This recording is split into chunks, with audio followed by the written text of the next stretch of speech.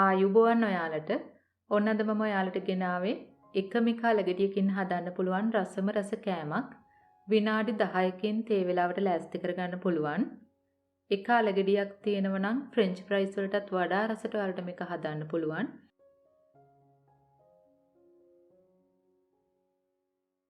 ඉතින් අපි දැන් බලමු කොහොමද හදන්නේ, මොනවද අපිට ඕන කරන්නේ කියලා. ඕන කරන දේවල් වල ලිස්ට් එක පුරුදු විදියටම ඩිස්ක්‍රිප්ෂන් බොක්ස් එකේ තියෙනවා. මම දැන් මුලින්ම කරන්නේ තඹගත්ත ලොකු අලගෙඩියක් මේ වගේ ග්‍රේට් කර ගන්නවා.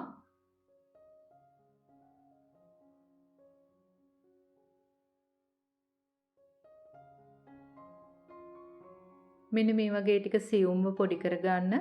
ඊළඟට මම ඒකටම එකතු කරනවා හාල් පිටි කෝප්ප කාලක්, කෝන් පිටි මේස හැන්දි එකහමාරක්, කරපිංච ඉත්තක් මේ වගේ චොප් කරලා එකතු කරන්න. ගම්මිරිස් කුඩු තේ හැඳි කාලක්, කෑලි මිරිස් තේ හැඳි කාලක්, ලුණු ඔයාලගේ රස අනුව.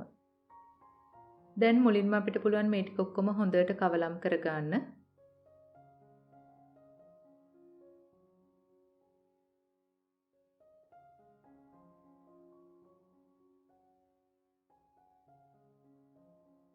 ඔක්කොම දේවල් මෙන්න මේ වගේ හොඳට මිශ්‍ර වුණාට පස්සේ අපිට පුළුවන් වතුර චුට්ට චුට්ට දාලා ඩෝ එකක් වගේ අනා ගන්න.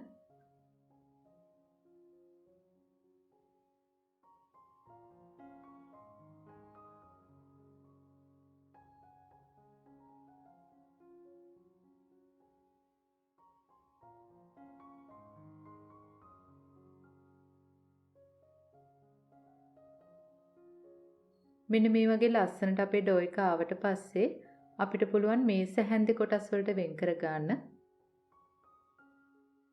දැන් මෙන්න මේ වගේ මම පෙන්නන විදිහට ඔයාලා මේ හැඩය හදා ගන්න.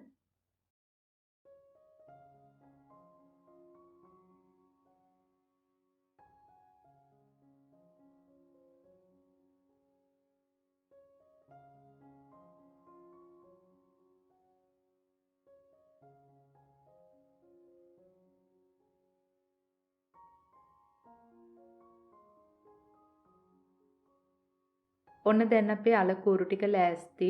මේ ප්‍රමාණයෙන් ඔයාලට 18ක් 20ක් වගේ අලකූරු හදා ගන්න පුළුවන්. මම දැන් ඊළඟට කරන්නේ පාන් කුඩු ටිකක් අරගෙන මේ වගේ හැම එකක්ම හොඳට දවට ගන්නවා. බිත්තර සාරු පිටි දවටුම් මොනවත් ඕන නැහැ, නිකම්ම මේ වගේ දවට ගන්න.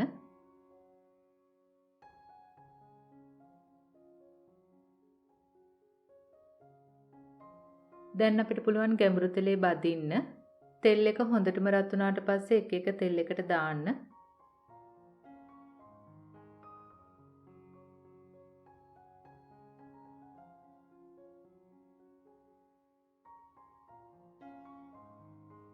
මෙන්න මේ වගේ තෙල් එක ඔයාලා කරකවනව නම් හැම එකක්ම ඒකාකාරී විදිහට ලස්සන පාටට හදා ගන්න පුළුවන්.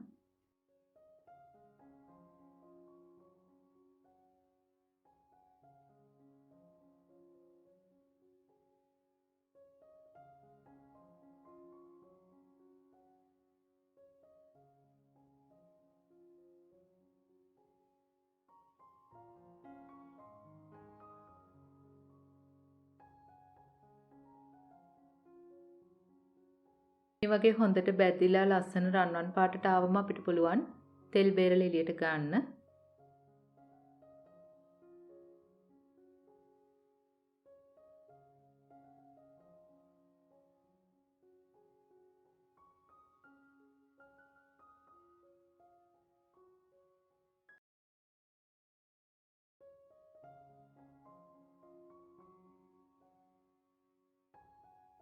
මම දැන් ඔයාලට ටිකක් කඩලා පෙන්නන්නම් ඇතුළ කොහොමද තියෙන්නේ කියලා. වටේ මෙන්න මේ වගේ හොඳටම ක්‍රිස්පියට තියෙනවා. ඇතුළ චුට්ටක් මේ වගේ මෘදුවට තමයි තියෙන්නේ. ඉතින් හරීම රස කෑමක්. පුංචි වෙලාවකදී හරිම ලේසියෙන් හදන්න පුළුවන්.